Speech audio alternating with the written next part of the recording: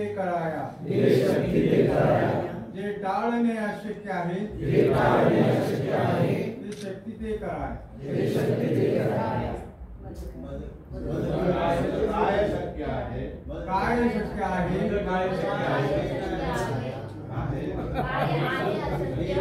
आहे अशक्य, माझे मत कळाया, ते बुद्धी देवर आहे. लिहून थांबतो.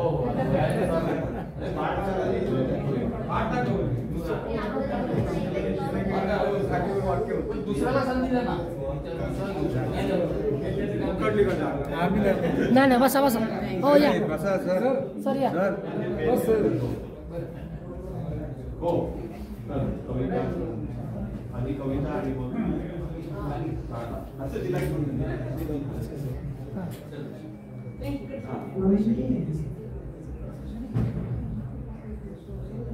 कार्यक्रमात नमस्कार. खरं मला सगळ्यांचीच तुम्हाला ओळख करून घ्यायला आवडेल, पण करूयात ते थोडा वेळ थांबेल, मग आपण प्रत्येकाची ओळख करू. जसं पृथ्वीने ओळख करून दिली, माझं नाव केतकी घाटे. गेली 22 वर्ष मी आणि माझी मैत्रीण मानसी असं आम्ही दोघींनी मिळून एक पर्यावरण विषयक काम करणाऱ्यांची संस्था आहे. ऑयकॉस नावाची, ऑयकॉस फॉर इकॉलॉजिकल सर्व्हिसेस असं नाव. ऑयकॉस हा ग्रीक शब्द आहे, त्याचा मूळ अर्थ पृथ्वी किंवा घर. म्हणजे इकॉलॉजी हा जो शब्द आहे हा ऑयकॉस पासून डिराइव्ह होतो. त्याला ते इकॉस असं पण म्हणतात ग्रीक. तो इकॉस पासून इकॉलॉजी आला. आणि इकॉलॉजी म्हणजे काय, तर आपल्या पृथ्वीचं आपल्या घराचा अभ्यास आहे. इकॉलॉजी इज नथिंग पण आपल्या घराचा अभ्यास. घर म्हणजे पृथ्वी या अर्थाने. आणि इंटरेस्टिंगली इकॉनॉमी पण खरं तर ह्याच इकॉस पासून तयार झालेला शब्द आहे. आणि इकॉनॉमी इज नथिंग पण management of your home. Management आपल्या घराची आणि आपल्या घराचा अभ्यास असं मिळून इकॉलॉजी आणि इकॉनॉमी हे शब्द तयार झाले. म्हणते ना, हे जस्ट सांगत होते आणि नमनाला एक धडावर केलं. आणि म्हणून मग ते नाव आम्ही दिलं आमच्या कामाला 22 वर्षापूर्वी.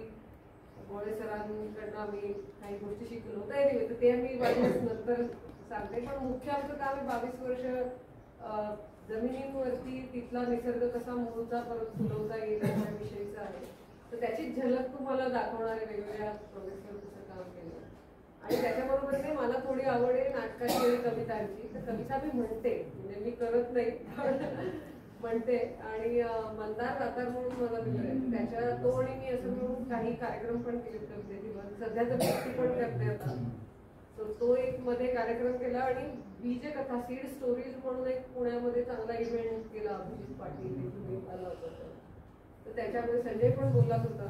तर त्याचा भाग म्हणून तेव्हा मला काही कविता सादर करायच्या होत्या. आणि बीजांवरच्या कविता मी शोधत होते, तर लक्षात असं आलं फारशा नाहीच आहेत कविता.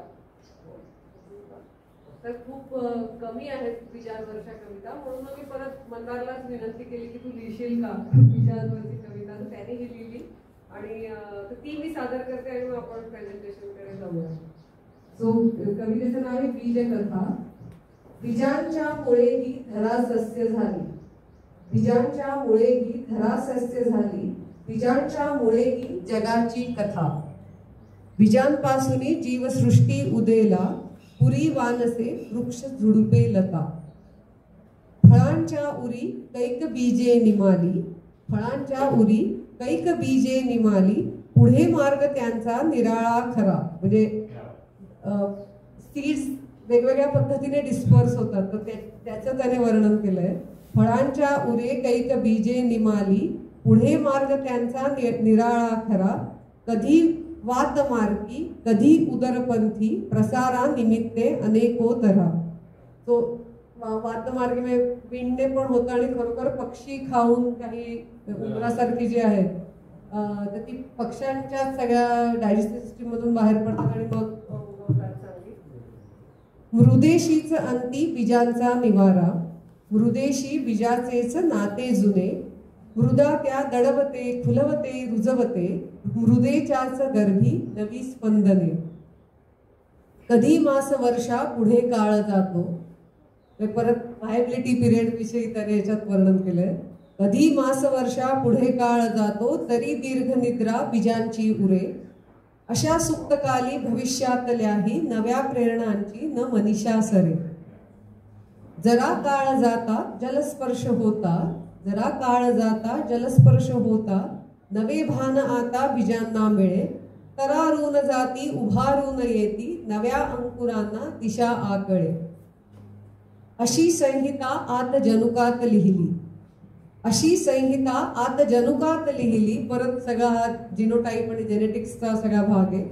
कणातून आकाश साकारते, दिसे पान आधी पुढे पुष्प फुलते, पराका नव्या नित्य स्वीकारते. पुन्हा चक्र चाले, पुन्हा बीज झाले, अनुकूलनाची बदलती गती. पुन्हा चक्र चाले, पुन्हा बीज झाले, अनुकूलनाची बदलती गती. जुन्या माहितीच्या नव्या होत प्रतिमा, सदा चालते ही नवी निर्मिती. सो म्युटेशन असं सटल पद्धतीने त्याच्यामध्ये घातलंय त्याने की जुन्या माहितीच्या नव्या होत प्रतिमा, सदा चालते ही नवी निर्मिती. बीजे व्यक्त झाली धरित्रीवरी या, इथे जंगले दाट पोफावली. बीजे काल होती तथा आजची, जीविधा इथे सर्व सामावली. बीजे अन्न देती बीजे जगवताती, बीजे तृप्त करतात अन्नोदके. बीजे अन्न देती बीजे जगवताती, बीजे तृप्त करतात अन्नोदके. बीजातून सारे घडे अन्न जाळे, बीजांच्या पुढे स्त्रोत सारे पिके. शेवटी त्याने असं म्हणलंय की बीजे ही अनादी तया अंत नाही, बीजे ही अनादी तया अंत नाही. तुम्ही आम्ही काळा समोरी लघु, चला लीन होऊ बीजांच्या पुढे या. ऋणाला बीजाच्या नव्याने बघू, ऋणाला बीजाच्या नव्याने बघू.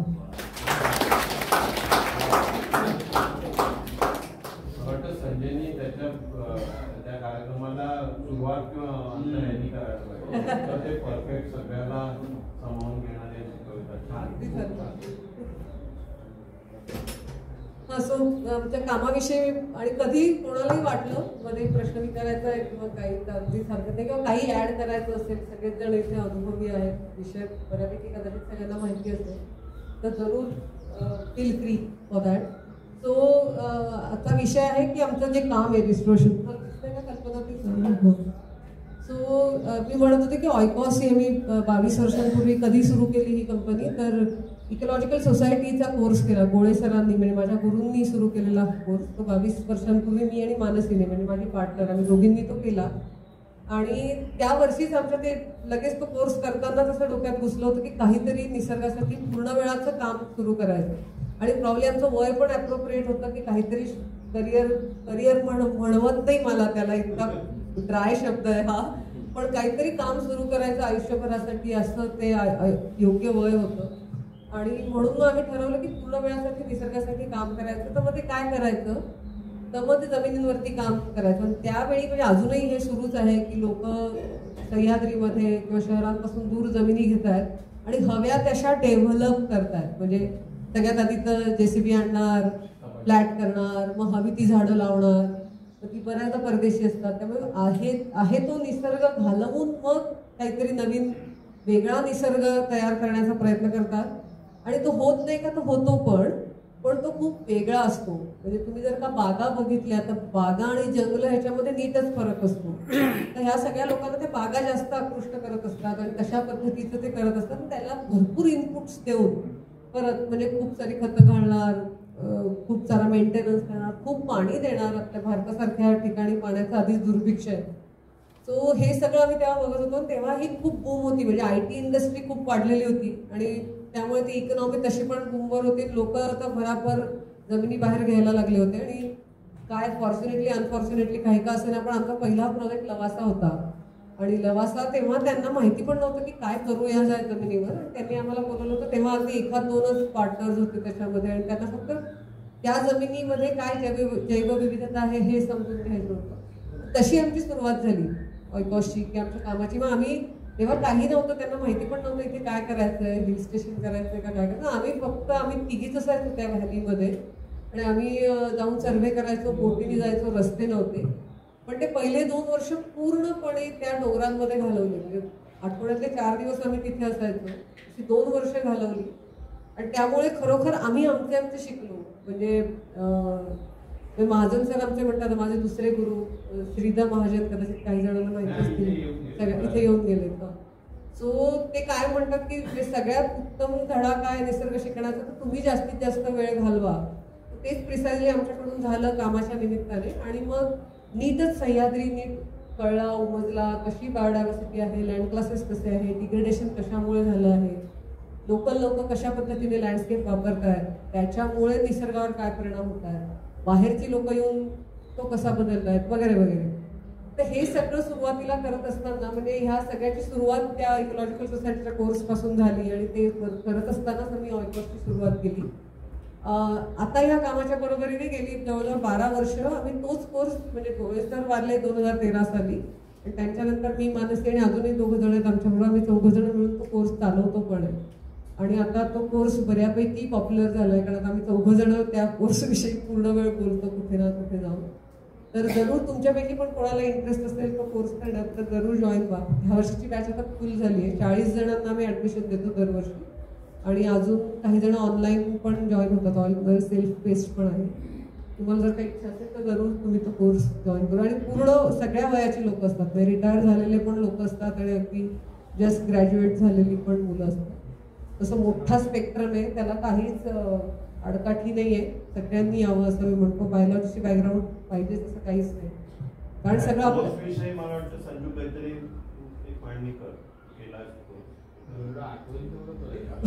किंवा मी सुद्धा सांगू शकेन पटकन. हां, तर तो कोर्स असा आहे की 3 मॉड्यूल्स आहेत त्याची. पहिले 2 महिने आम्ही शिकवतो इतिहास सगळा, म्हणजे पृथ्वीचा इतिहास, पृथ्वी कशी उत्पन्न झाली, तिच्यामध्ये कसे बदल झाले, माणूस कधी आला, माणसाने पृथ्वीवरती काय बदल केले, आणि सायमल्टेनियसली वेगवेगळ्या खंडांमध्ये काय घडत होतं, म्हणजे युरोपमध्ये काय घडतंय, आशियामध्ये काय घडतंय, रेनेसन्स झाला तेव्हा भारतात काय होतं, आणि ह्या सगळ्याची इम्प्लिकेशन्स निसर्गावर काय झाली. शेवटी आपण सगळं भोपळे चौकात शेवटी येतो की इकॉलॉजीवर ह्या सगळ्याचा परिणाम काय झाला. आणि इकॉलॉजी म्हणजे काय, त्या अर्थी माणसावर ही.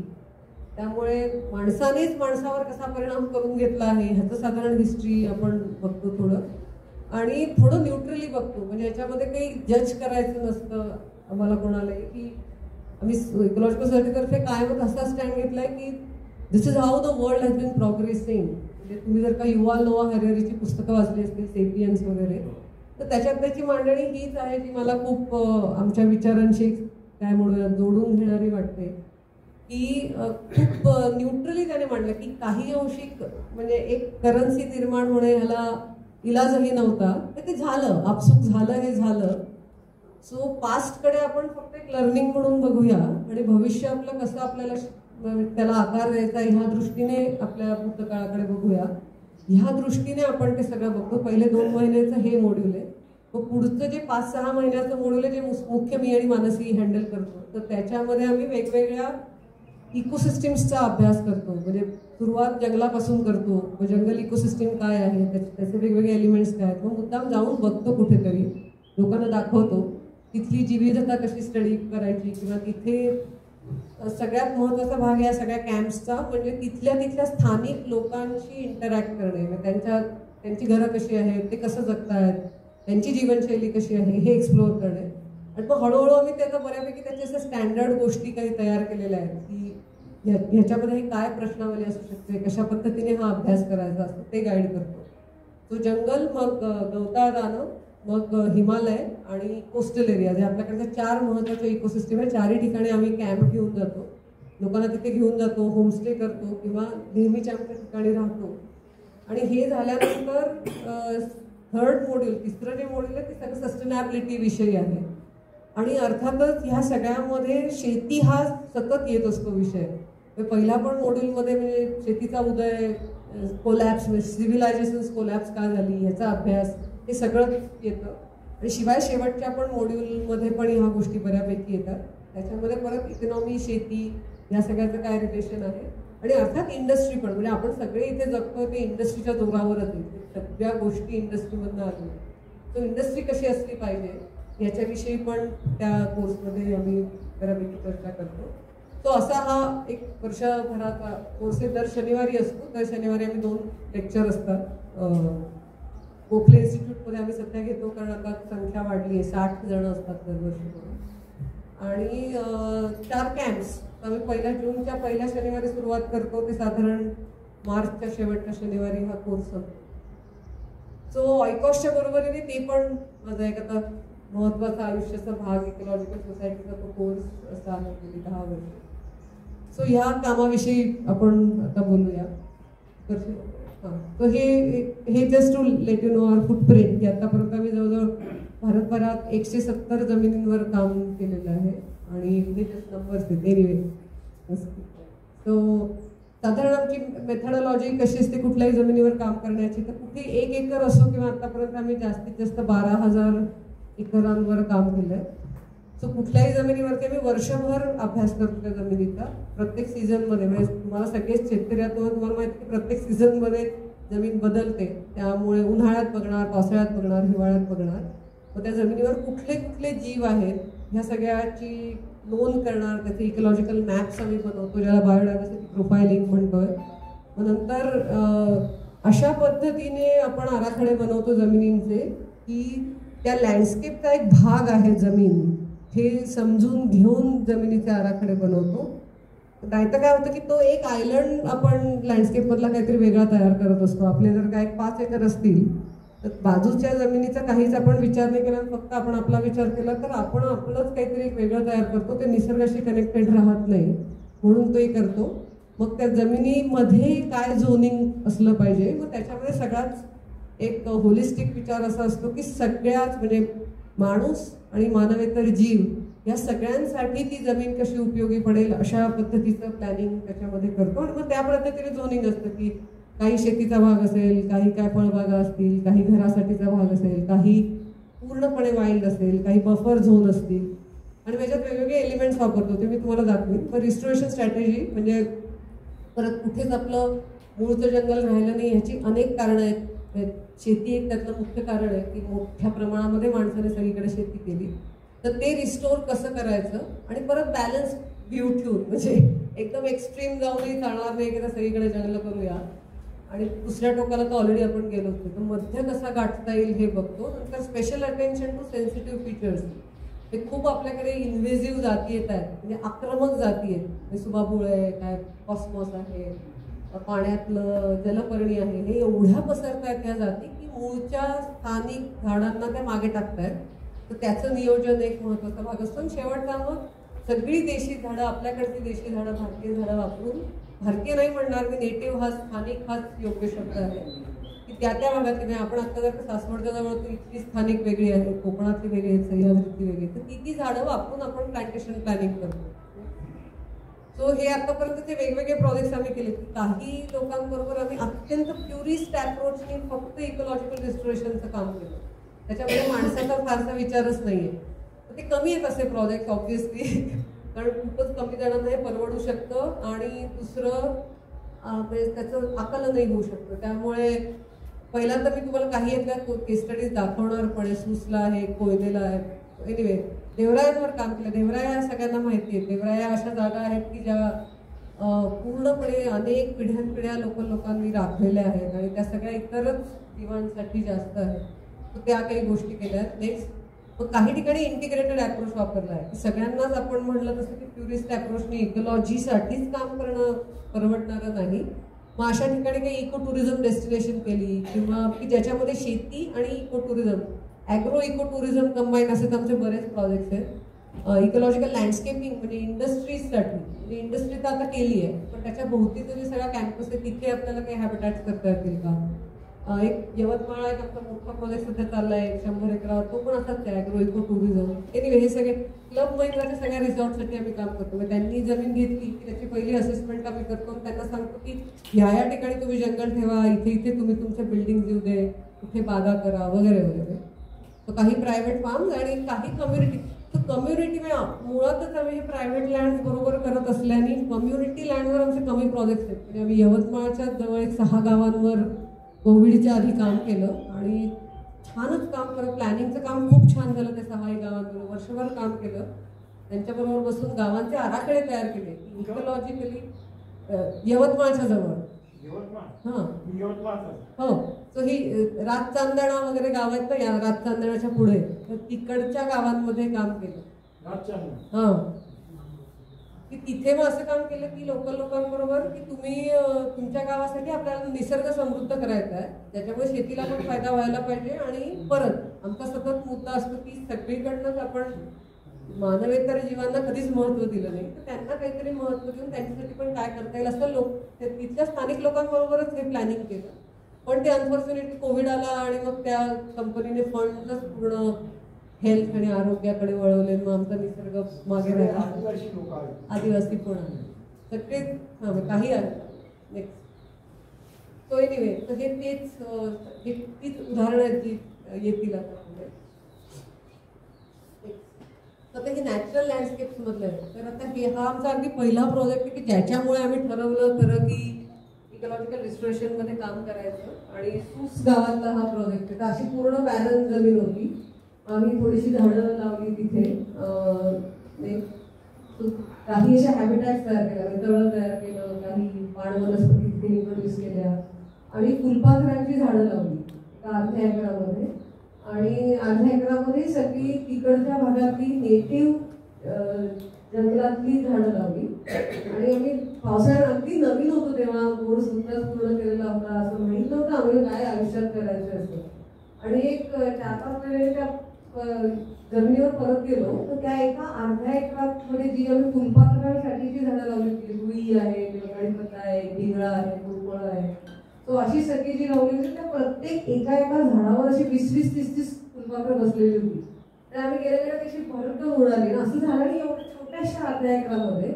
असं झाल्यावर मग आमच्या सगळ्यांचं कसं झालं, ओ माय गॉड, म्हणजे हे तर फारच मस्त वाटतंय की आपणच लावलेली झाडं आहेत आणि त्याच्यावर फुलपाखरं आली, फुलपाखरांसाठी लावलेली झाडं आहेत आणि ती आली आहेत. गवताला प्रोटेक्शन दिलं होतं, त्यामुळे रांग्यामध्ये खूप कॉमन असतं, शेतकरी सतत बघतही असतात त्या गोष्टी की पुष्कवेल म्हणजे काय म्हणतात त्याला, लावरी सारखे जे पक्षी आहेत ते त्या जमिनीवर अजिबात नव्हते. आणि ते आम्ही पावसाळ्यात गेल्यावर ते सगळे आलेले होते, घरटी बांधायला लागले होते सुगरणी. असं सगळं एकदम 6 महिन्यात तिथलं चित्र पालटलं, केवळ प्रोटेक्शन. आमचं असं झालं की आपण तर काही केलं नाहीये, 6 महिन्यामध्ये आपण थोडंसं काहीतरी 4 झाडं लावली, त्याच्यावर फुलपाखरं आली, नुसतं संरक्षण दिलं निसर्गाला, तर एवढा बदल होऊ शकतो. तर का नाही, मग हे नक्की काम पुढे न्यायला पाहिजे. मग त्या क्षणी आम्ही ठरवलं की हे मग ऑयकॉसची स्थापना केली की नाही, मग आता आपण हे कंपनी म्हणून करूया स्थापन आणि मग हे काम जरा पुढे नेऊया. तर हा तो पहिला प्रोजेक्ट अगदी अर्ध्या एकरावरचा की त्याच्यामुळे आम्हाला तो ट्रिगर मिळाला. तर आता तो हा असा आहे, मला वाटतं अजून नेक्स्ट आहे का नाही, मला आता या छानच मोठं जंगल आहे आणि पुण्याची त्यांना माहिती तिथे DLRC म्हणून शाळा आहे पुण्यामध्ये सूसला, तर ती त्याच जंगलाच्या खाली आहे.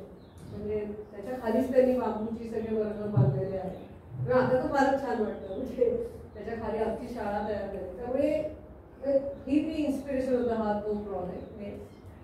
हा हीच ती शाळा हो आहे की सूसला पुण्याला, म्हणजे अगदीच 5 एकराचं काम आहे. नंतर रिस्टोरेशन हे जे आहे त्यातून मुख्य कामळे हे असे मी म्हटलं तर कमी प्रकल्प परत अतुल कुलकर्णी जो अभिनेता आहे तर त्याची 24 एकर जमीन आहे कोयना कॅशमेंटमध्ये. तर 2005 पासून त्याच्या जमिनीवर काम करतोय. आणि actually thanks to him and his family members त्याच्यामुळे आम्हाला कळलं रिस्टोरेशन हे काय आहे. तर आम्ही नुसती थेरी शिकलो होतो कोर्समध्ये, पण स्वतः करून बघितलेलं नव्हतं. तर ह्या जमिनीमुळे आम्हाला अशा रिस्टोरेशनच्या स्टँडर्ड ऑपरेटिंग प्रोसिजर्स करता आल्या. तुम्हाला रिस्टोरेशन करायचं ह्या पद्धतीने पुढे जा.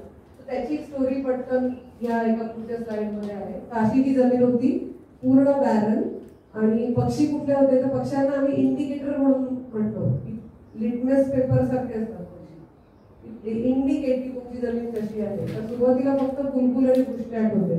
मग आम्ही प्रोटेक्ट केलं आणि 2-3 वर्षांमध्ये तिथलं गवत बदललं. आधी सगळं कुसळी गवत होतं, कुसळी गेलं आणि अरुंडितेला म्हणजे कोथूर म्हणतात गावातील काही गावांमध्ये, तर ते किंचित ओलावा असलेल्या जमिनीत होतं.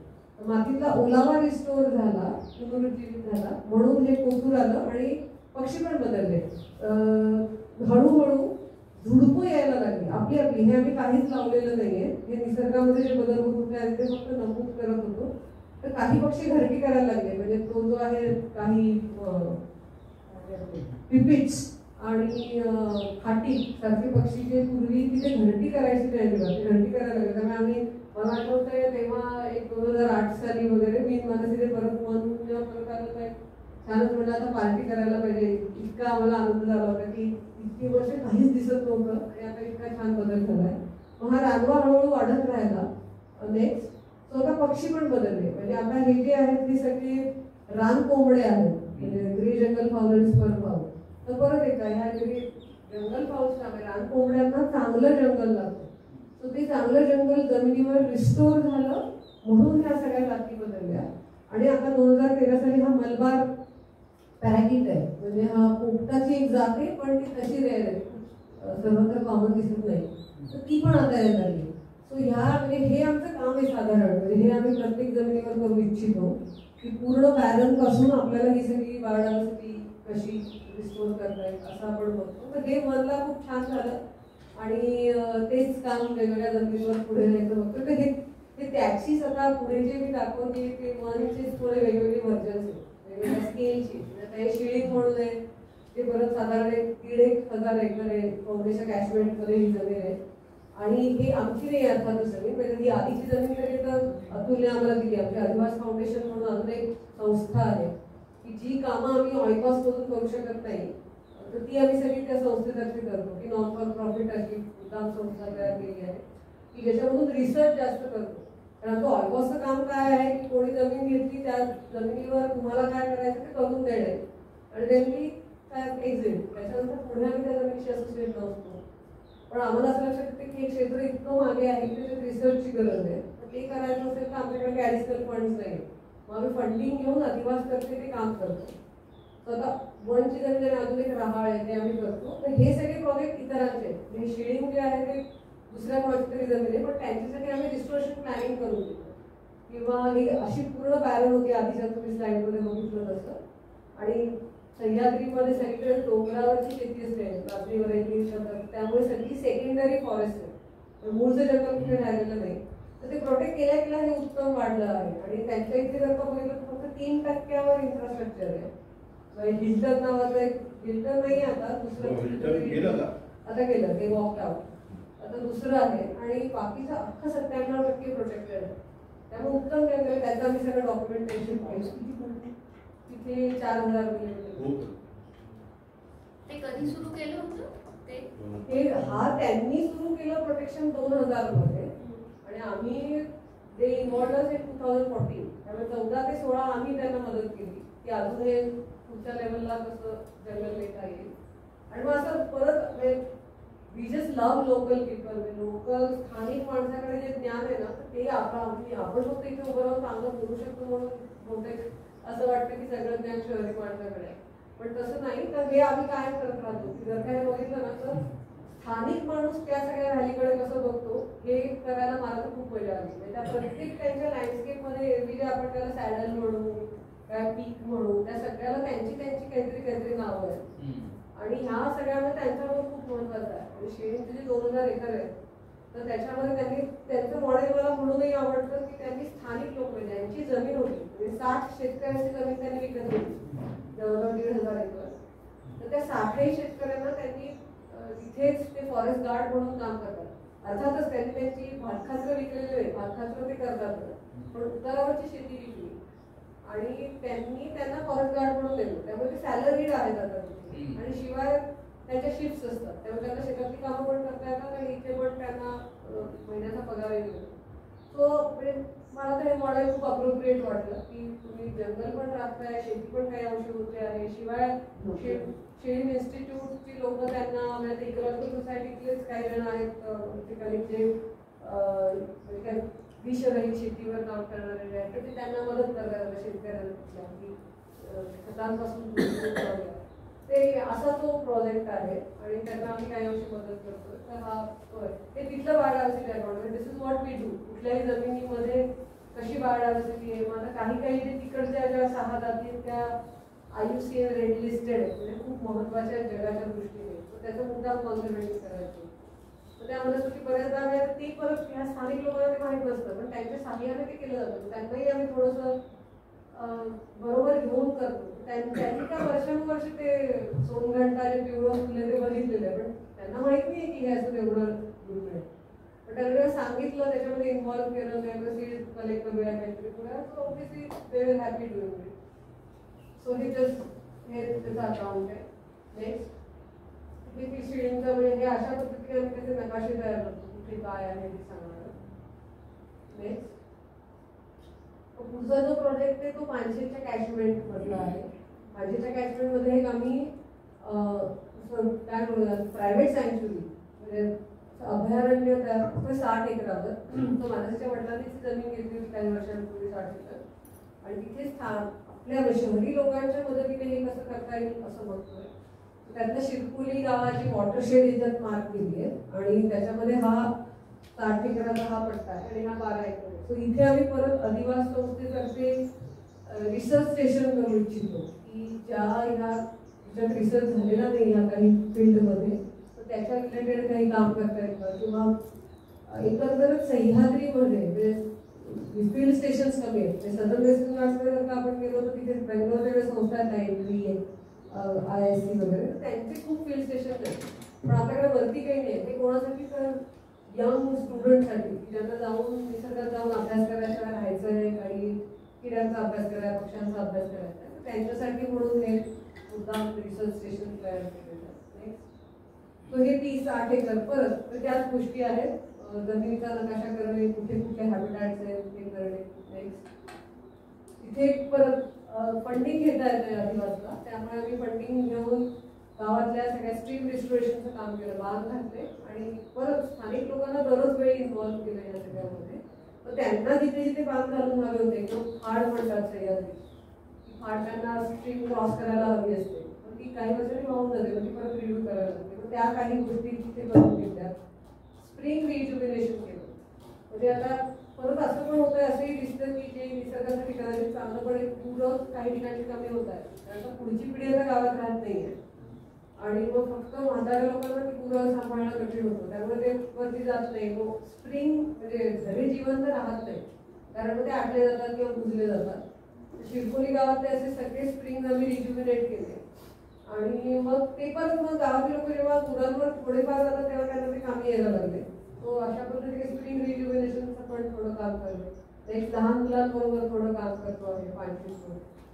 नेक्स्ट नंतर हा एक छोट्या स्केलचा की ज्यांची एखादा एकरच जमीन आहे त्यांच्यासाठीचं बनवलं आहे की अगदी छोटं फार्म हाऊस असेल तर त्याच्या भोवती काय करता येईल. घर पण बांधताना फक्त बांबू मड हाऊस असं नक्कीच करता येईल. त्याचंच एक मॉडेल म्हणून केलं. सिमेंट वापरलंय पण फक्त 1 मीटरचीच भिंत बांधली आणि वरती सगळं बांबू आणि मड प्लास्टिक आहे, आणि आजूबाजूला सगळे हॅबिटॅट्स तयार केले किंवा सगळं पूर्ण दाट जंगल केलं हडप असल्याच्या कॅचमेंटमध्ये. त्यामुळे सगळं ड्राय डिस्प्यूज मॉइस्ट डिस्प्यूज मिक्स असं जंगल.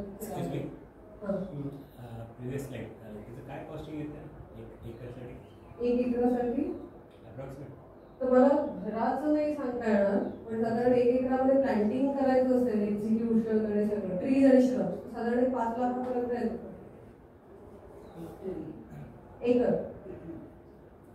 कारण का पाण्याची सोय पण त्याच्यात पडली, ड्रिप इरिगेशन वगैरे असतं. स्प्रिंगसाठी काय प्रोसेस करता तुम्ही? त्याच्यासाठी स्प्रिंगसाठी स्प्रिंग तर काय म्हणजे क्लिअर करणे. स्प्रिंग मुख्य बुजलेला असतो तो, आणि यू अश्युअर की त्याचं पाणी काढत राहायला जातं, आणि त्याला पण मेंटेनन्स लागतो. सतत व्हिजिट करून बुजलं जातं. हे लावल्यामुळे त्या स्प्रिंगचं फ्लोचं लाईफ किती वाढलं?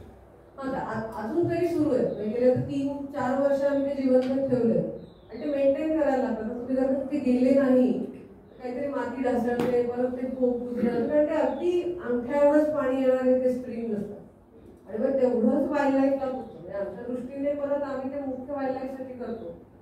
लोक माणसानं तो वापर केला, पण शिवाय एरवी जे जंगल पूर्ण कोरडं होतं आणि वाईल्ड लाईफला काहीच पाणी राहत नाही, ते तेवढ्याशा ट्रिकलवर पण येतात. म्हणजे एवढंसं जरी अगदी छोटंसं डबकं जरी त्याच्यात शेजारी तयार झालं तरी तेवढं पुरतं. ते मेंटेन ठेवणं. मला एक विचारायचं होतं की जसं की आता समजा एखाद्या भागात तुम्ही आहे आणि तिथे आधी असतील छोटे छोटे स्प्रिंग पण आता नाहीये, तर मग ते तुम्हाला आयडेंटिफाय करता येतात की किंवा त्याच्यासाठी काय प्रोसेस असते? हा, तर ते परत स्थानिक माणसाचे कुशल आहे, त्यांचीच मदत घेऊन कुठे स्प्रिंग होतं, नाही तर नाही कळत. आपण असे काही इंडिकेटर्स असतात का जे स्प्रिंगच्या बाजूला आपल्याला आढळून बरे येतात? असतात. त्याच्यात काय की त्याच्यात काही फर्न्स आहेत, एक हंसपती आहे किंवा कॅन्स्कोरा नावाचे फर्न आहे, अशी जी मॉइश्चर इंडिकेटिंग हर्ब असतात ती दिसतात तिथे. पण तरी ती अशी खूपही ठिकाणी दिसतात, म्हणजे स्प्रिंग नसेल, सीझनल स्प्रिंग असेल तरी दिसतात. त्यामुळे पेरेनियल स्प्रिंग म्हणजे वर्षभर वाहणारा असेल तर ते स्थानिक माणसांशिवाय पर्याय नाही. आम्ही तर त्याच्याच काम उजले असले तरी मग ते त्यांच्याकडून त्यांच्याकडनंच करू, आणि हे त्यांना चांगलं माहितीच असतं, ते त्यांचीच मदत घेऊन हे आम्ही करत आलो. ते आता स्प्रिंग म्हणजे ती झऱ्याबाबत बोलतो. आता मी 32 एकरात 22 बोरवेल घेतले. त्यामुळं माझ्या गावात एक वेळ अशी होती की महिनाभर बोरवेलची मशीन गावातच होती. तर मी त्याच्यावर सांगू शकतो किंवा आमच्या इकडे कसं आहे की दुष्काळी भाग आहे, 600 किलोमीटरच्या आसपास पाऊस पडतो.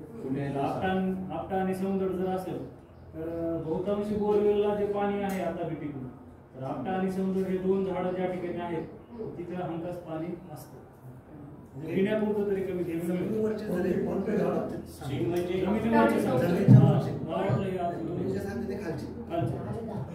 पण फक्त मी असं म्हणेन की दर ठिकाणी आपटा असेल तर दर ठिकाणी पाणी नसेल, ते उलट असतं. उमर पण सांगतात, उमराच्या खाली पाणी असतं असं ते म्हणतात. ते ऍक्च्युली ते 3 उमरा जर असतील आसपास तर तिथं खात्री जास्त असते. तरी नाही, म्हणजे अशा मी 100 काय दर आठवड्यातले 3 दिवस मी बाहेर असते, जंगलात असते कुठल्या तरी, तर ही कंडिशन नाहीये. म्हणजे आता काही जे असतात, काही स्प्रिंग ते फक्त सिंगल उमरा खाली पण असतात.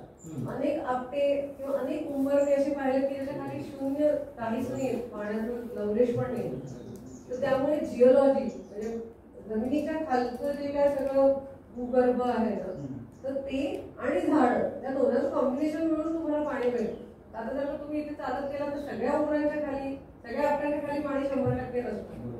ते सगळ्याचं कॉम्बिनेशन जेव्हा योग्य होतं तेव्हा तुम्हाला घरावर आपोआप उगवलेलं पाहिजे, ते लावलेलं नाही. लावलेलं अगदी हे सगळं मी आपोआप उगवलेलंच म्हणजे जरी आपोआप उगवलेलं असेल तरीही असे अनेक उंबर असतात की त्याच्या खाली पाणी नसतं. तर त्यामुळे ती कंडिशन नाहीये, ते इंडिकेटर म्हणून वापरू शकतो की तिथे शक्यता आहे. आणि परत थोडं वाळवीचे वारुळ काही नव्याने निर्माण झाले त्यात. तिथे म्हणजे आंध्रमध्ये वगैरे जिथे वाळवीची वारुळाची कॉन्सन्ट्रेशन आहे तिथे बोर घेतल्यानंतर त्याचं सक्सेस रेट जास्ती झालेला. खरंय, सक्सेस रेट वाढू शकतो हे सगळं बघून करतं. आणि आम्ही म्हणतो या सगळ्याला जरा शास्त्राची जोड दिली म्हणजे हेही सगळं बघावं आणि शिवाय हायड्रोजिओ सर्वे करायचं, ते जास्त चांगलं. म्हणजे चक्क हे हायड्रोजिओलॉजिस्ट येतात आणि त्यांची ते मशीन घेऊन टेस्ट करतात. आणि शिवाय या सगळ्या गोष्टी तुम्ही म्हणताय तसं वाळवीचं हे आपटा किंवा हे सगळं कुठे दिसतंय तर त्याच्या त्यात तुम्ही जवळ जाऊ शकता. तर हे परत एक उदाहरण आहे 4 एकराचं. तर बऱ्याचदा म्हणजे आता 4 एकराला सुद्धा कमी खर्च येऊ शकतो. आता मी गेल्या वर्षी इम्प्लिमेंट केलं तर ह्या 4 एकराला 6 लाख खर्च आला इम्प्लिमेंट करायला. सो इट डिपेंड्स तुम्ही झाडांची डेन्सिटी आणि हे काय ठेवताय. पण साधारण ते थोडं कॉस्ट तुम्ही सांगते आता. नेक्स्ट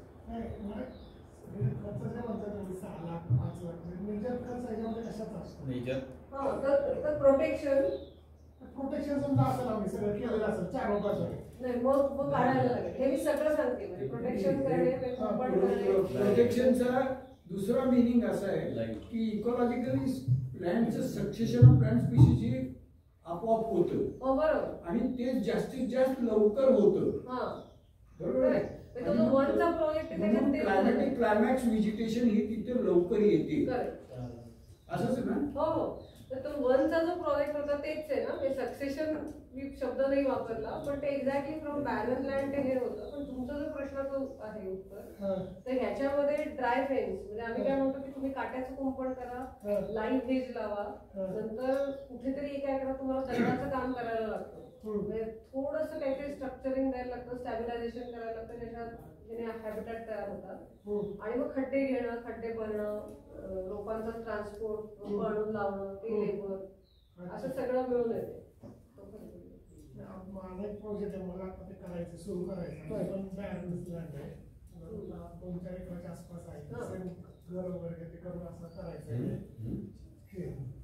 तर काय लावायचं यांचं संपूर्ण झालं लेक्चर मग पुढे तर मी हेच करायचंय लाईट गेली ना? म्हणजे प्रोटेक्शन मला असं वाटतं माझं तेच आहे. आता पुढचं जे ते बाहेरचं मला काम दाखवायचं होतं की इथे ठेवायचं का मला म्हणजे पूर्ण होऊन जाईल. त्यात थोडंसं आणि आता काय आहे की लाईट गेलाय प्रकाश गेलाय पण उष्णता आली आहे म्हणजे चहा आहे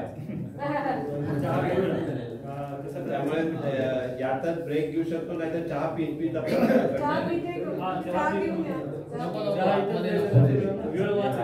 पाण्याबद्दल विचारायचं पाण्याचा विषय निघालेला तर ते पाणी आपण बघतो तुम्ही जे सांगितलं हायड्रोजिओलॉजिस्ट वगैरे बघतात त्यातली बेस्ट मेथड कोणती?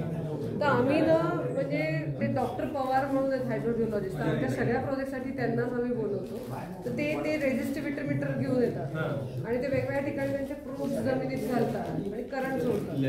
तर मग त्यांना ते वेगवेगळे बेसॉल्ट कसं आहे, अॅमिग्डालाइड बेसॉल्ट कसं आहे, ॲक्विफर कुठे आहे, हे ते बरोबर ते हिट कसं होतं आणि त्याने मग ते सांगतात इथे किती पाणी लागेल, लागणार नाही, जे काय इथे पण होऊ शकतं सोसायटी अगदी. मग कुठेही त्यांना डॉक्टर पवार म्हणून हो देते ना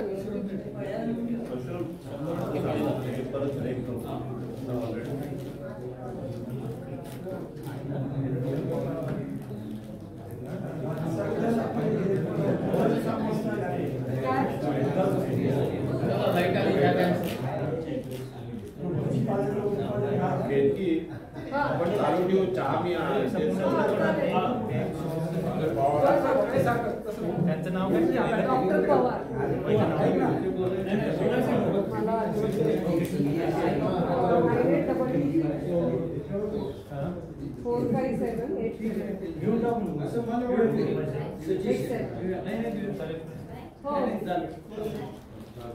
457 चहा देतो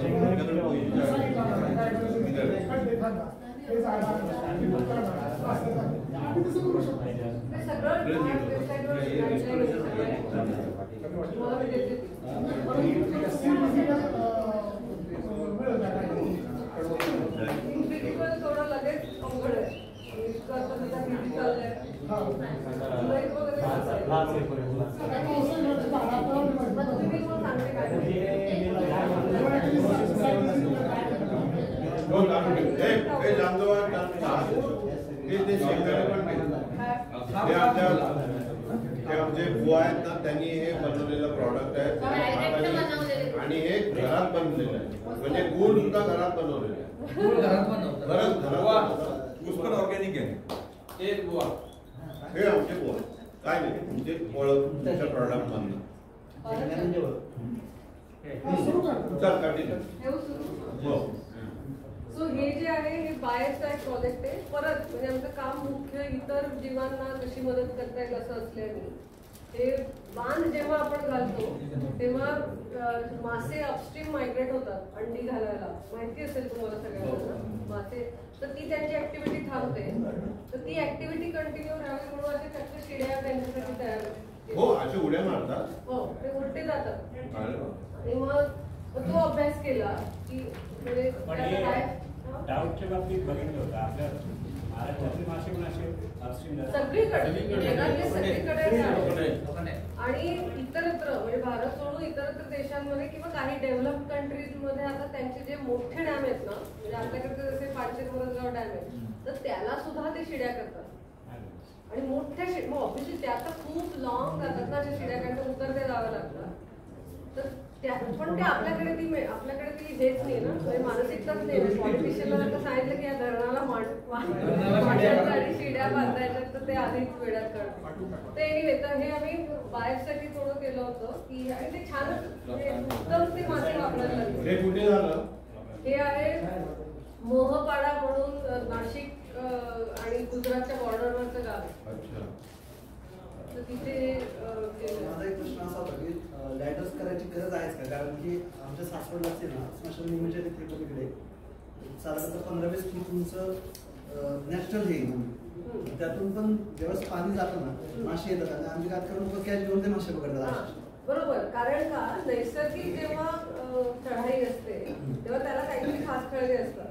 म्हणजे इव्हन उभा दगड असेल आपला रिसॉर्ट, तर त्याला मध्ये सुद्धा असे काहीतरी खळगे असतात. तर त्याला धरून तुम्ही ऑब्झर्व करा, आम्ही केलंय म्हणून मध्ये बघायचं ते मासे कसे चढत आहे. इतकं इंटरेस्टिंग आहे सगळं की तो मासा असा बरोबर क्रॉल करत चढतो, खळगीत बसतो थोड्या वेळ, परत पुढे जातो, असं करत करत तो वर जातो. तर ते जे नैसर्गिक अधिवासांमध्ये ती ताकद आहे. जर का स्ट्रीम तुम्ही आहे तसा ठेवला तर काही करायला लागत नाही. पण तुम्ही धरण बांधलं आणि धरण त्याच्या ज्या भिंती असतात त्या खूप गुळगुळीत असतात, त्याने ते क्रॉल करू शकतो. किंवा त्याची उंची किती आहे ते पण आहे. बऱ्याचदा ते लाईनिंग जे असतं, काय म्हणतात त्याला, ते दगडाच्या भोवती आपण जे लाईनिंग करतो UCR जे करतो, UCR म्हणतात त्याला. तर त्याच्यातून सुद्धा काही अंशी जर का तुमची 2 फुटाची भिंत असेल तर नाही लागत. पण तुम्ही 4 फुटाची भिंत केली तर मग लागतो. त्याच्यातही प्रत्येक माशाची वेगवेगळी उंची, म्हणजे काही झेप असते. काही मासे क्रॉस करतात, काही ज्याचे मळ्यासारखे छोटे मासे असतात त्याने क्रॉस करतात. तर त्यामुळे सगळ्यांसाठी म्हणून हे आपण करतो. काहीच मासे जाऊ शकतात त्याच्यात. आणि इव्हन नैसर्गिक ह्याच्यात पण असं असतं की काहीच मासे पूर्ण शेवटपर्यंत जातात, काही मासे अलीकडे जिथे पुळण सारखी असते तिथे ते पकडले जातात.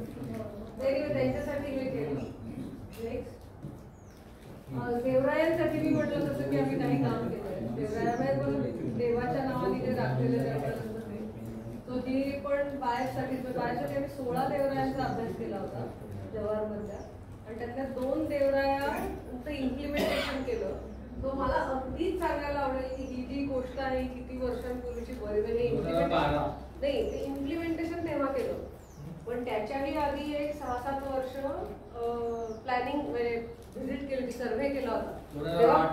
8 जेव्हा बाहेरचा कॅम्प होता तेव्हा संजय, म्हणजे मला आठवतंय म्हणून कौतुक संजयचं जास्त आहे की ते मोठं बाहेरची बिल्डिंग बांधणं सुरू होतं, पूर्ण बॅरन होतं. त्याच्यामुळे त्याला अशी छोटीशी झोपडीमध्ये तो काम करायचा, अशी अगदी 10x10ची असेल काय संजय. तिथून त्याने ती सुरुवात केलेली आहे आणि आता ते केवढं छान अख्खं सेंटर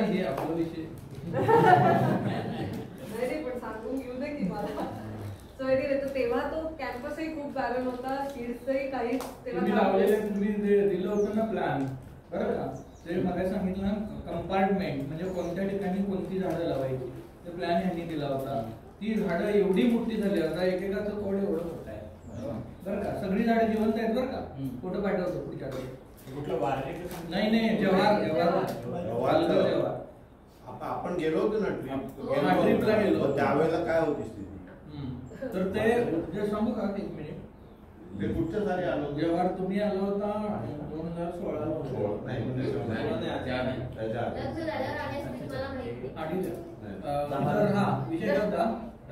विषय होता की ते जे आहे ना त्या जागेला काय असा शेपच नाही, बरोबर.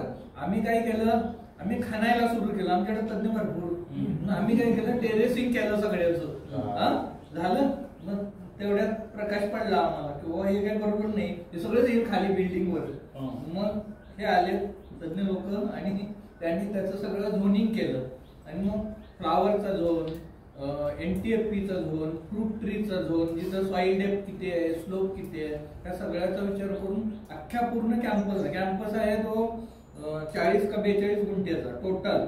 त्यात बिल्डिंग आणि त्याच्या पूर्ण भोवतीनं जे काही रिकाम्या पडलेल्या जागा होत्या ना त्याला ते केलं आणि खूप छान झालं. आता छान झालंय बाहेर आता कॅम्पस छानच झालाय. मग ते परत नाही साधं लॉ त्याच्यामुळे मला असं वाटतं की हे जे प्लांटेशन प्लॅनिंग आम्ही करतो ना ते मॅक्सिमम लॉजिकच्या आधारे तुम्हाला अभ्यास करावा लागतो की कुठे कुठलं झाड लावायचं. त्यामुळे असं काही खूप असं आहे नाही. बरंच आम्ही गावाच्या लोकांकडनं पण शिकलो आणि बरंच अर्थातच इकॉलॉजी आणि सायन्स शिकत आलो आहे, वाचत आलो आहे, तर त्याची जोड. पण बरंच म्हणून ती इकॉलॉजी म्हणजे लॉजिकही लावते मी बरं म्हणजे त्याच्यामुळे असं म्हणते की तेही महत्वाचं आहे. तो उतार जर का दिसतोय माती घसरते म्हणल्यावर ती स्टॅबिलाइज करायला पाहिजे. म्हणल्यावर ते जर तुम्ही गवत लावली तर कायमस्वरूपी ते स्टॅबिलाइज होणार आहे. गवत काढली तर ती माती खाली येणार आहे. असं सगळं साधं साधं करूनच ते प्लॅनिंग केलं. पण साधंच अवघड असतं. सगळ्यांना कॉम्प्लेक्स लाईट गेली आणि आली. आता येईल परत. आता लागेल. सो ते देवरायांचं सांगते. तर देवराया 2 देवरायांमध्ये मग आम्ही आमचा प्लॅन इम्प्लिमेंट करला आणि थँक्स टू सोनी गिरीश सोनी तेव्हा व्हाईस प्रेसिडेंट होते आणि त्यांनी तो रिलीज केला.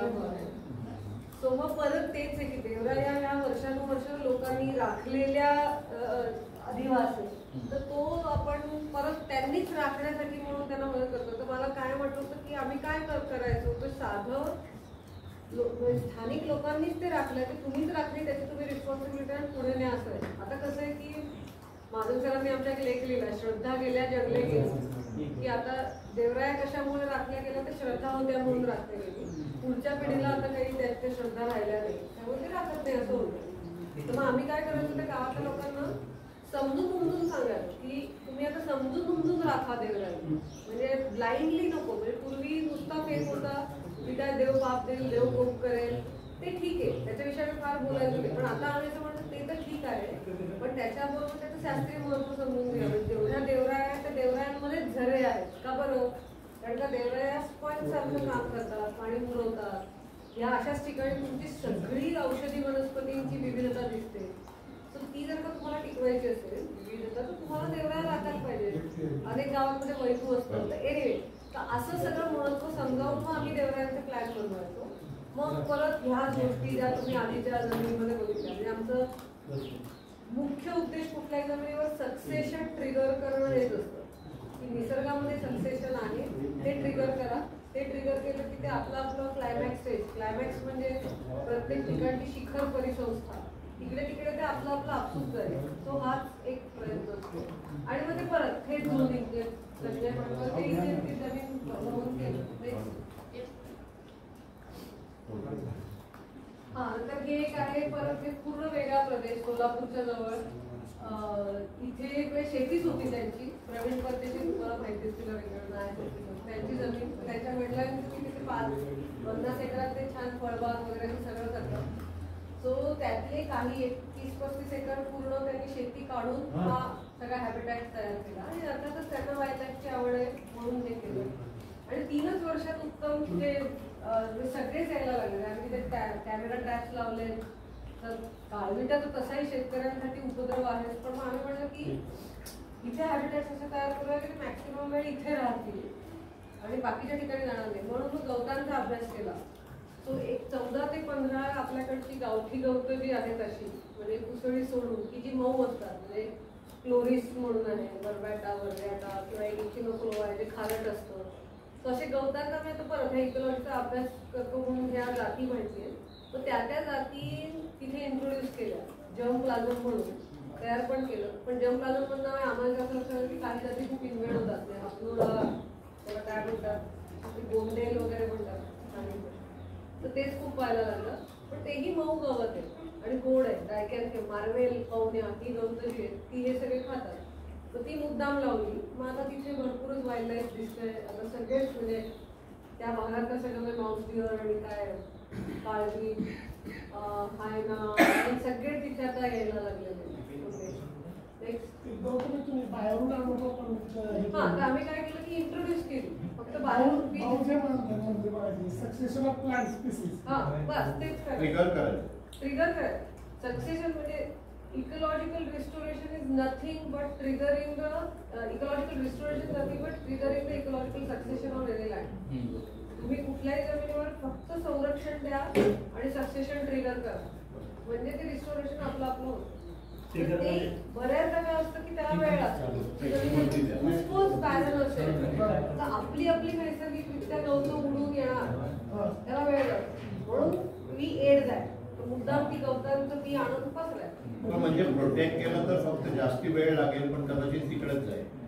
तिकडेच आहे, कदाचित तिकडेच आहे, कदाचित ते तिकडेच जाणार. सक्सेशन हे म्हणजे आम्ही बॉटनीत काय शिकतो की अत्यंत प्रेडिक्टेबल आणि डेफिनाईट स्टेज आहे.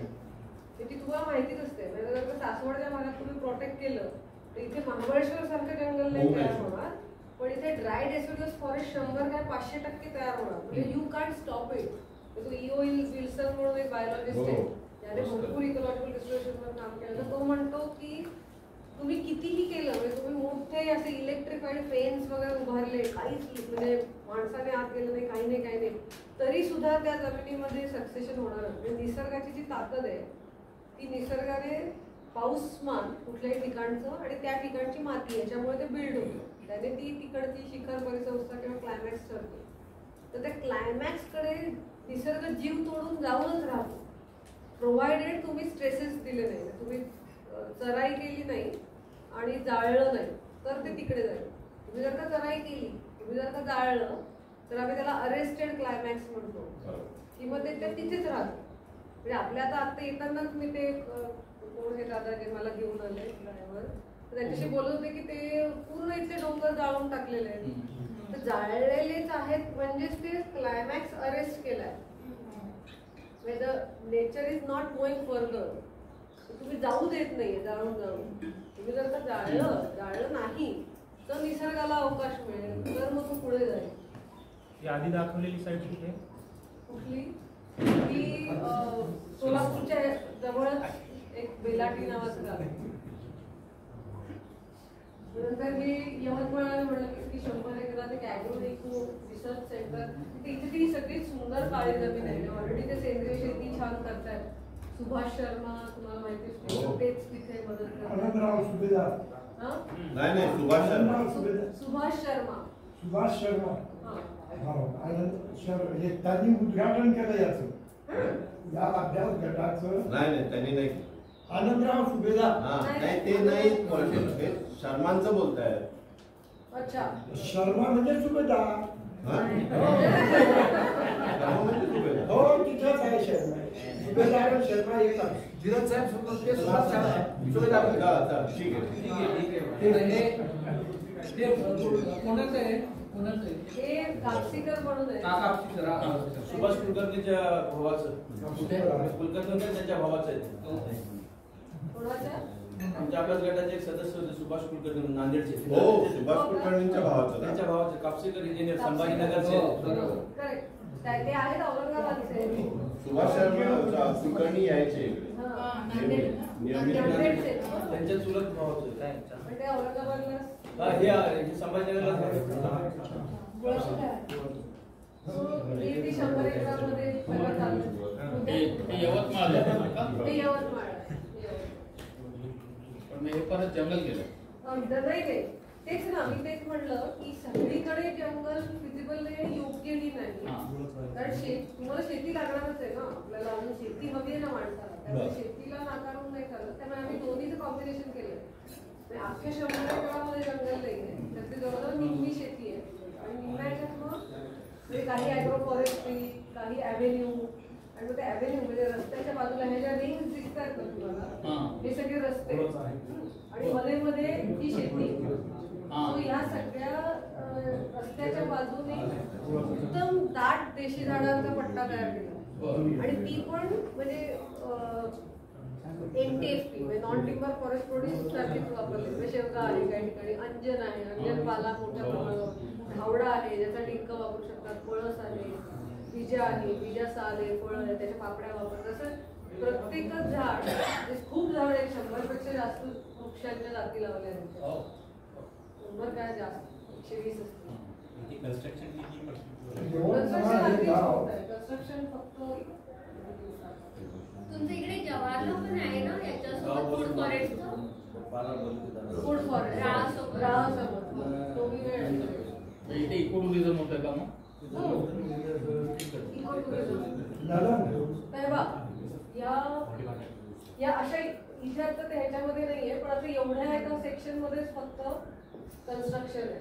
ही त्याची जुनी शेड होती, ते तर सगळी तिथे आलं होतं. त्यामुळे सगळं इथे आहे आणि बाकी सगळं जंगल, स्ट्रीम रिस्टोरेशन असं सगळं निर्माण करताना हे जे गाव आहे ते म्हणजे येरवाच्या वेळू याचा मोठा माळ आहे. म्हणजे यवतमाळपासून 10 किलोमीटर सगळीकडं यवत माळ यवत्याचा माळ. ते काय केलं, ते आमच्या लहानपणी हे होता, यांनी गव्हर्नमेंटने काय केलं ते सर्व तोडलं, तिथं सागवान लावलं. आता पुन्हा ते सागवान तोडून हे चालू आहे. योग्याचा जे माळ आहे तो योग्याचाच माळ करायचा.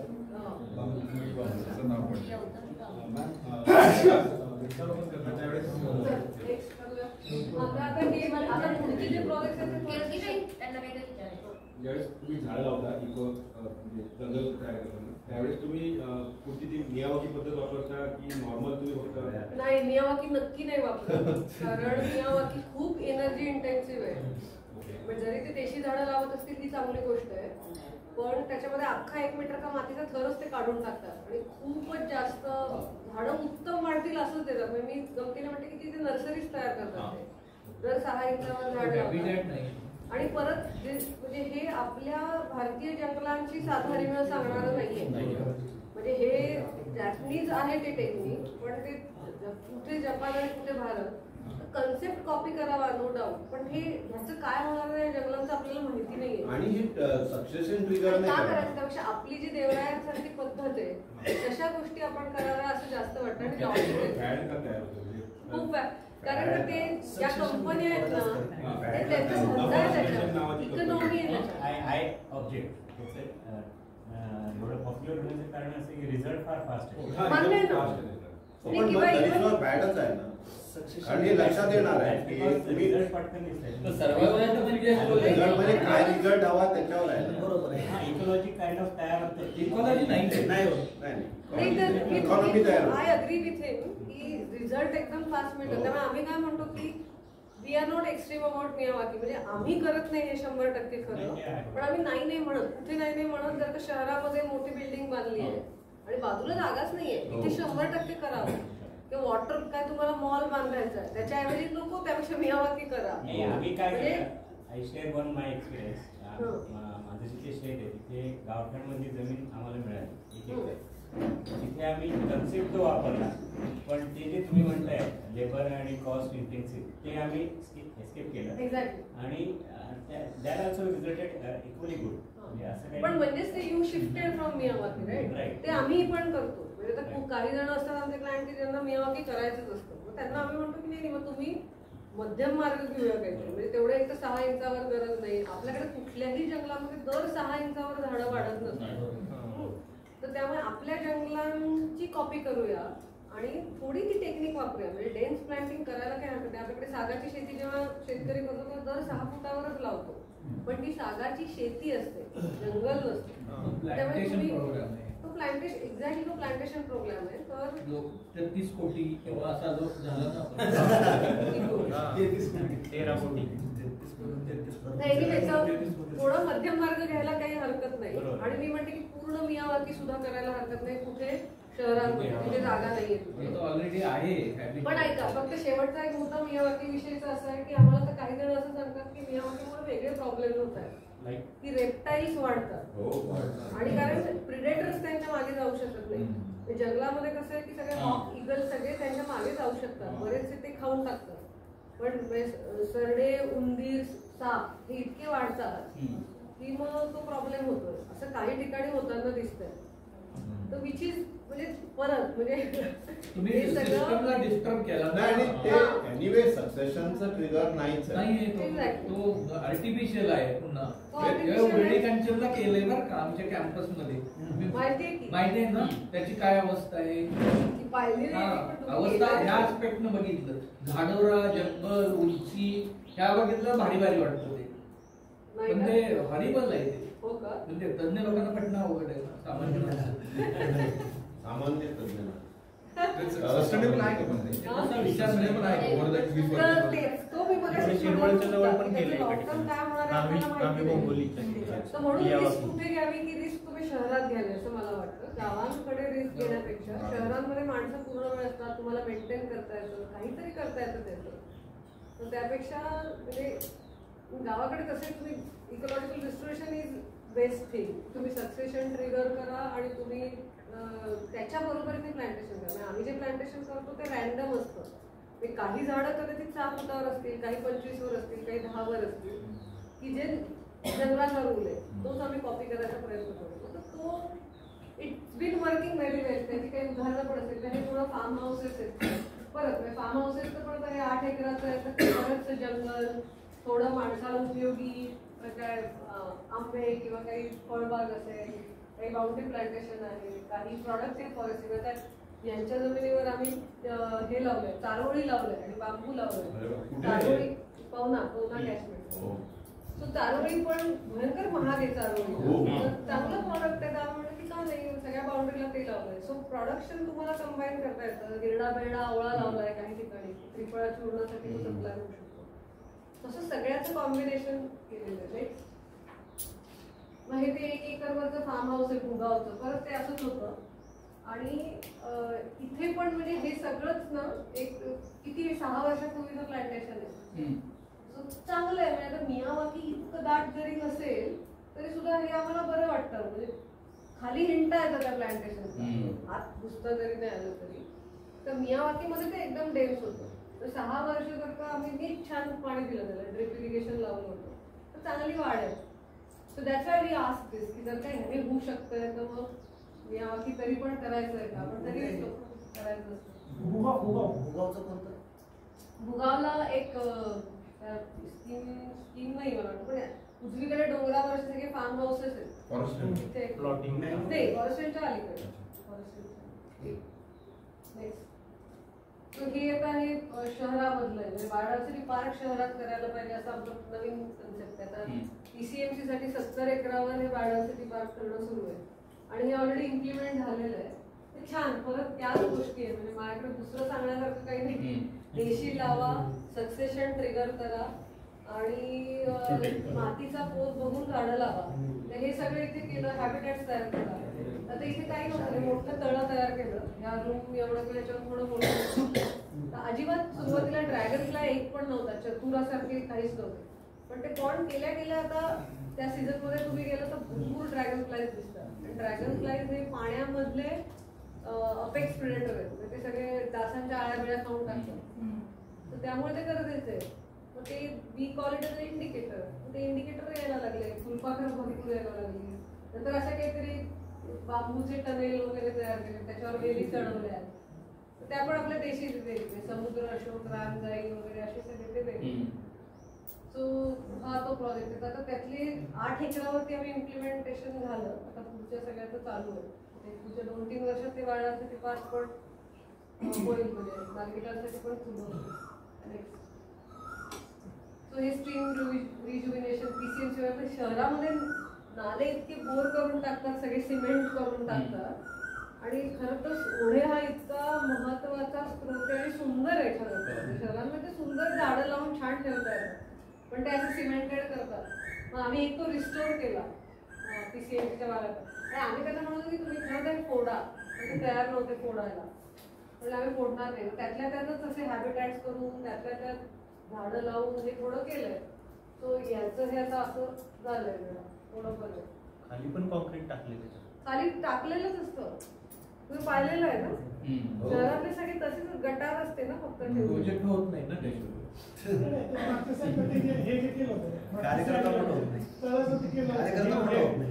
कॉन्क्रीट किंवा प्लास्टिक नाही ना. अख्खं पूर्ण 70 एकरामध्ये काहीच ठिकाणी करणार नाही तर पाणी राहणार कसं. पक्षी वगैरे काही ठिकाणी तुम्हाला ते वापरायलाच लागेल.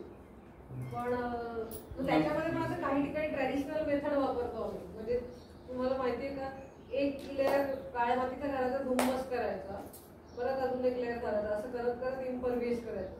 पण त्याच्यासाठी तुमची माती तशी सक्षम पाहिजे. पर्कोलेट न होऊ देणारी, पण दर ठिकाणी नाही हे होऊ शकत. काही ठिकाणी तुम्हाला प्लास्टिक किंवा कॉन्क्रीट शिवाय पर्याय. प्लास्टिक आम्ही शक्यतो वापरत नाही, कारण का ते परत सगळं ते सोडलं त्याचे तुकडे होतात. त्यापेक्षा कॉन्क्रीट ठीक असं आम्ही म्हणतो. नेक्स्ट गोदरेजसाठी पण हे इम्प्लिमेंट नाही झालेलं अजून, पण असं इंडस्ट्रीसाठी काय करतात असे वेगवेगळ्या थीम्स गार्डन्स करता येऊ शकतात. नेक्स्ट हे परत इंडस्ट्रीचंच आहे की चाकणला इंडस्ट्री फानूस म्हणून, तर तिथे आता परत लॉन करतात. तर लॉनच्या वेळी हे वापरावं ब्राह्मी मंडूप करणी आहे ते आम्ही वापरतो. तरी आपल्याकडे ते फोन्स आणि छान तिथे कॅनपी चांगली तयार करतो. नेक्स्ट नंतर आमची नर्सरी आहे देशी झाडांची. औंधला आहे ही नर्सरी, आणि आता जवळजवळ 300 पेक्षा जास्त देशी झाडं आम्ही आता कल्टिवेट केली आहेत.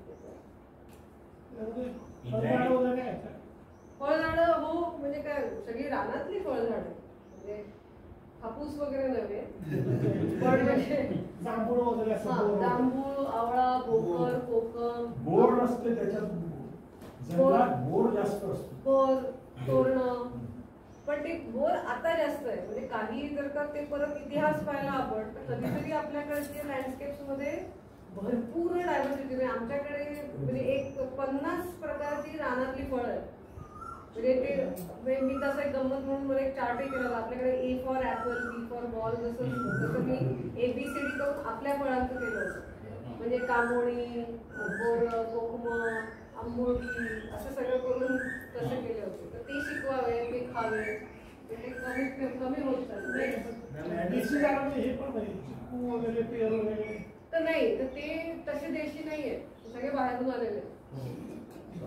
तर ते इंटरमिडिएट, त्याला काही नाही म्हणत नाही आम्ही, ती लावतो झाडं, नाही असं नाही, पण ही पण लावतो. म्हणजे काय आहे की इतक्या लवकर माणूस की चिक्कू पेरू सोडू शकणार नाही. त्याला थोडं हळूहळू द्यायला लागेल त्या तर त्याला थोडा वेळ लागेल. हा, तर प्रांजल नर्सरी तुम्ही गुगल मॅपवर टाकलं तरी. आणि हे सगळ्यांच्या वेगवेगळ्या पब्लिकेशन आहेत, म्हणजे वेगवेगळं काम वेगळ्या पद्धतीचं करत रायगडला पण नर्सरी होती ना, रायगडच्या पायथ्याशी पण. हा, भाऊंची ती अगदी सुरुवातीला, म्हणजे आम्ही जेव्हा काम सुरू केलं ना, तर पहिली 2 वर्ष फक्त भाऊ गोखले म्हणून होते, त्यांच्याबरोबर आम्ही त्यांचीच जमीन होतो. त्यांच्या काय आम्ही देशी झाडं तयार करून खूपच नंतर खूप वर्ष मानसीच्या घरी होती. मग आमचं काही हे ते एकत्र होईल ना, मग आता मानसीच्या आत्याकडे आलं. सगळी पब्लिकेशन आहे, बरीचशी डाउनलोडेबल आहे. यांची शंका अशी आहे चिक्कू पेरू नेटिव्ह नाही आहेत का? नेटिव्ह नाही, सगळे कल्टिव्हेटेड आहेत त्याला, म्हणजे माणसाने तयार केलेले. तुम्ही म्हणजे साधा प्रश्न विचारायचा की ही फळं आपल्याला जंगलात दिसतात का? जी दिसत नाही असं उत्तर आहे, ती सगळी माणसाने तयार केलेली फळं. लाईव्ह हे जे आहे त्याच्यामध्ये आपण कोणकोणते वापरू शकतो, म्हणजे त्यात 2 गोष्टी आहेत. एक तर आहेत की ज्या थोडा वेळ घेतो वाढायला, आणि जर समजा आपल्याला लवकर ते काटेरी थोडं तयार करायचं असेल तर त्यात कुठले वापरता येऊ शकतो? कुठले भयंकर काटेरी तुला अजिबात कोणीच शिरू द्यायचं, सागरकोटा बेस्ट. मॉडरेट हवं असेल तर निरगुडी, अडुळसा हे चांगले. कोरड्या भागामध्ये मेंदी, अरणी अशी झाडं, अरणी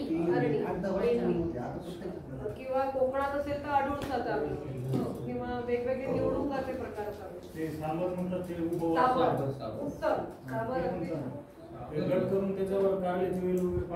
आणि हे जे तोरणं आहे, तोरणाचा म्हणजे प्रत्येकाचं असतं ना की इतका जर्मिनेशन इतक्या दिवसात त्याचं चांगलं होतं वगैरे. तोरणांच्या बाबतीत कसं आहे की ते लगेच जर्मिनेट होतं, त्याला काही प्रॉब्लेम नाही.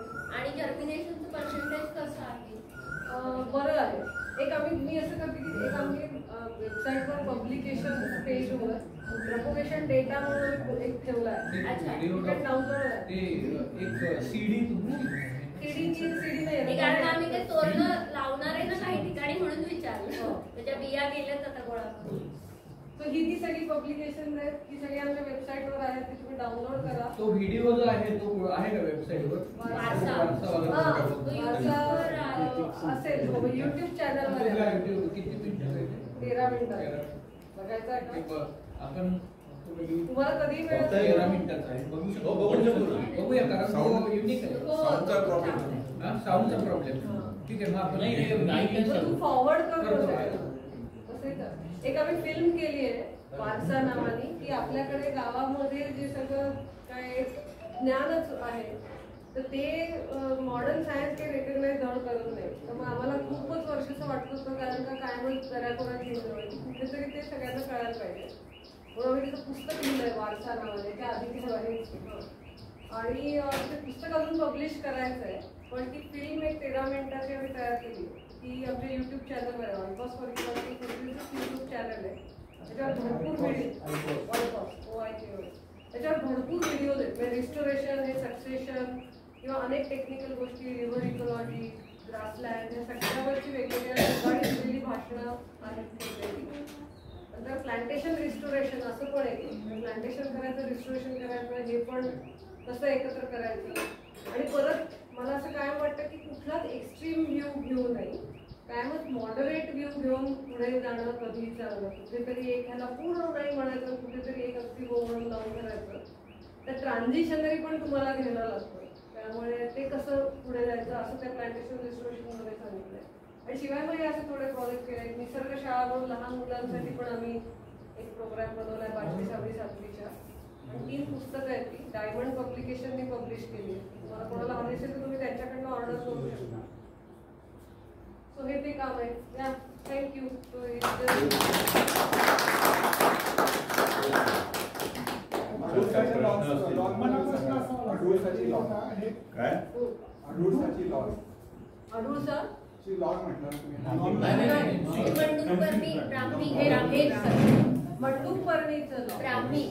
ब्राह्मीची एक व्हरायटी आहे मंडूकपर्णी. अडुळसा कळेली. अडुळसा लाईव्ह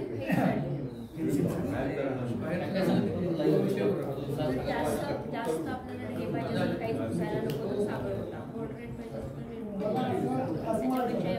मोठ्याने सगळ्यांना प्रश्न ऐकू दे.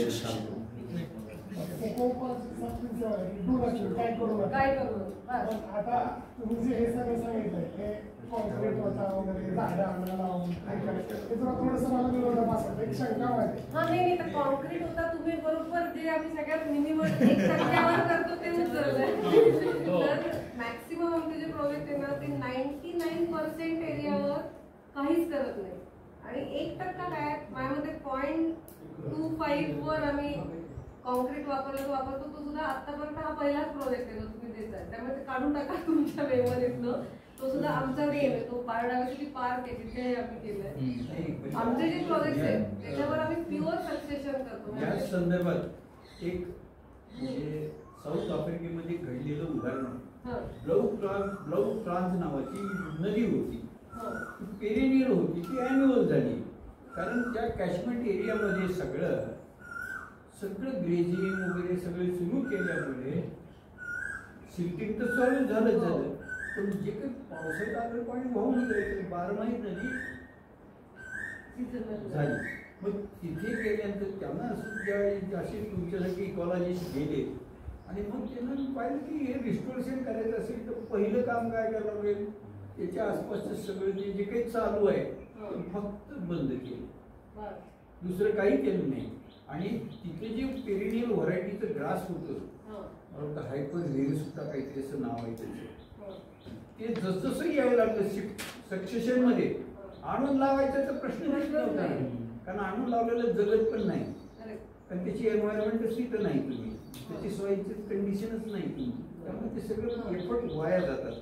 पण सक्सेशनचे वाया जात नाही तर तुमचं काही गेलेलंच नाही. वाया जायला काहीतरी तेच मी सांगते तुम्हाला की मॅक्सिमम जे प्रोजेक्ट आहेत ना, पहिला जो प्रोजेक्ट दाखवला बदल जो झाला जमिनीमध्ये, अतुलच्या जमिनीमध्ये, मॅक्सिमम प्रोजेक्ट तसे प्लांटेशन पण खूप कमी प्रमाणात करतो. नाही प्लांटेशन करतो ना, पण खूप कमी प्रमाणात, जितकी तुम्हाला काळजी घेता येईल. आणि परत जमिनीची स्थिती त्यामुळे आमच्या कुठल्याच प्रोजेक्टमध्ये असं होत नाही की झाडं मेली, आणून लावलं मेली, गवतं जगली नाही. कारण का इतकं नीटच माहिती आहे आता सायन्स की ह्या जमिनीची स्थिती आहे का, तरच आम्ही ती गवताचं बी आणून टाकणार. कारण का मला माहिती आहे याच्यात ओलावा नाही आहे तर पाहुण्या मागेल बीज पण आणून टाकायची कारण नाही. ती नदी 6व्या वर्षी पेरिनियल झाली. रिस्टोरेशन पण ते म्हणजे तो जो ट्रिगर आहे त्याला जे रेजिस्टन्स होता तो फक्त काढला की ते ट्रिगर झालं असं आहे ते. म्हणजे मला असं वाटतं टेक अवे काय आहे या लेक्चरचं, what I wish to convey, की तुम्ही नुसतं जमिनीला प्रोटेक्ट करा तरी ती आपली आपली पुढे जाते.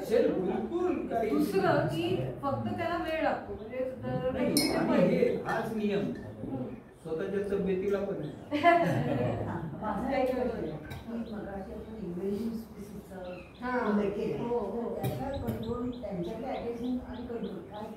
एक्झॅक्टली. तर ते म्हणून असिस्टन्स लागते की समटाईम्स तुम्ही लकी असता की तुमच्या जमिनीवर हे असं होऊ शकतं. आफ्रिकेतलं हे जे उदाहरण देतात प्रॉब्लेमली तिथे इन्व्हेजिव्ह कमी असतील म्हणून रिस्टोरेशन फास्ट झाला.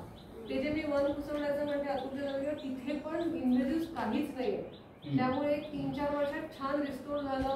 हेमेडा जाऊन आता मस्त ते रामेठा आणि भोवळ्याचं चांगलं जंगल तयार झालंय. अंजनी आणि खड्डा खोदून झाड लावायची गरजच नाही. तर हे तिथे झालं कारण का रूट स्टॉक जिवंत होता. काही जमिनी अशा असतात की ज्या पूर्ण काहीच नसतं, त्याला इनपुट द्यायला पण काही नाही.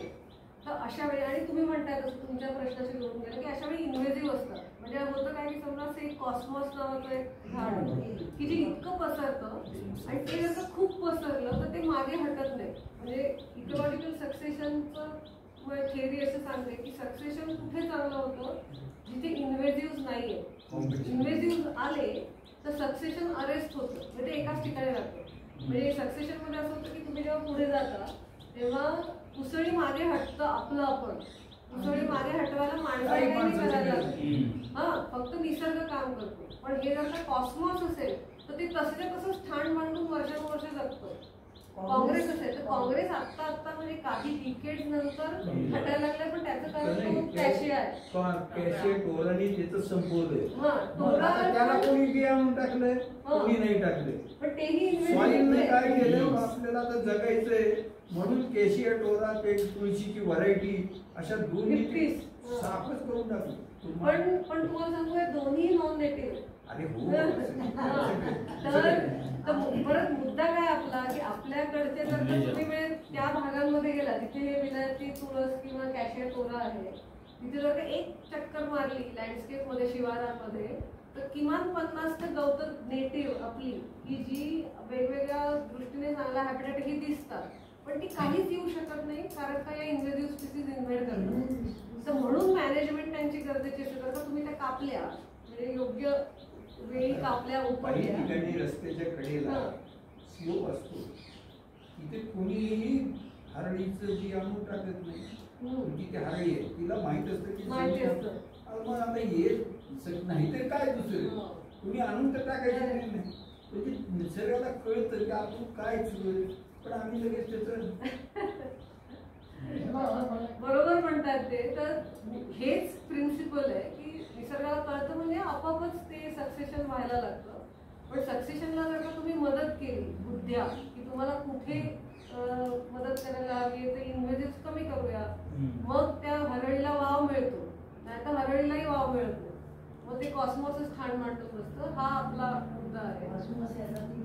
पिवळी फुलं टिथोनिया ती पण टिकोमा आहे. हे सगळं ती दिसायला छान आहेत म्हणूनच तो लोकांनी पसरली.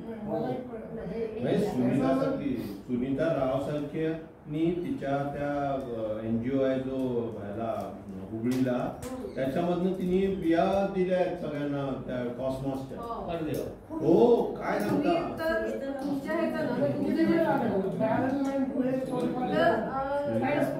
प्रत्येक जमिनीसाठी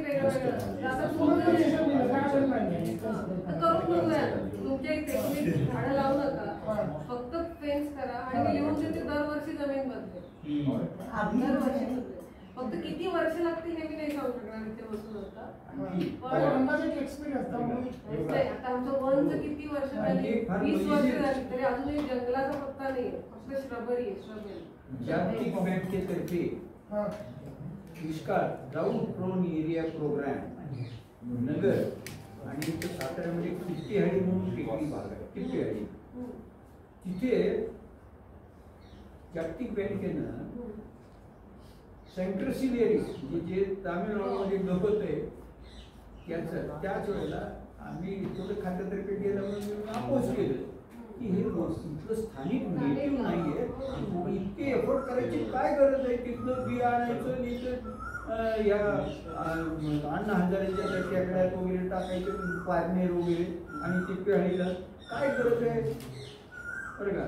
अक्षरशः मला मीटिंग मधून बाहेर घालवलं म्हणजे मी फक्त अपोज केलं की म्हणजे इथली व्हरायटी येते मग कुठं काही गंजी असेल तर तिथली माती काढून टाका, पण नाही, पण ते सेंट्रस सिलिअरिस बळजबरीनं लादलं आणि आता त्याचं एक सुद्धा तिथं ठोम दिसत नाही.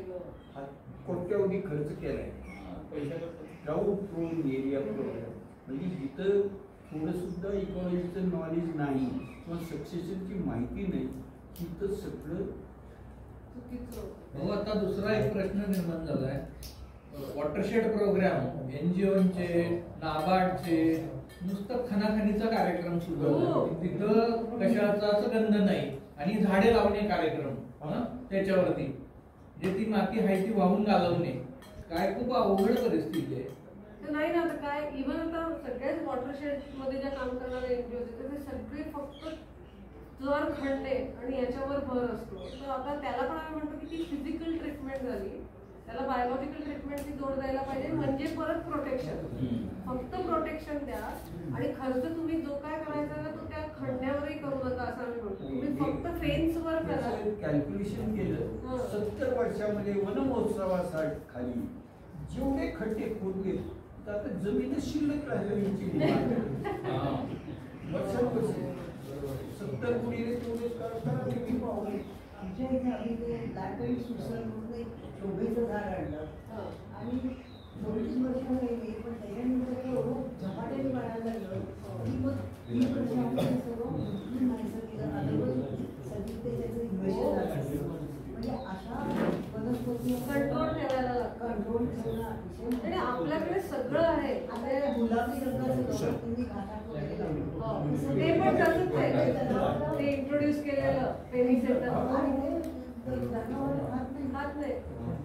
म्हणजे त्यातली एक जी जात आहे ना ती चाऱ्यासाठी चांगली म्हणून ते विद्यापीठाने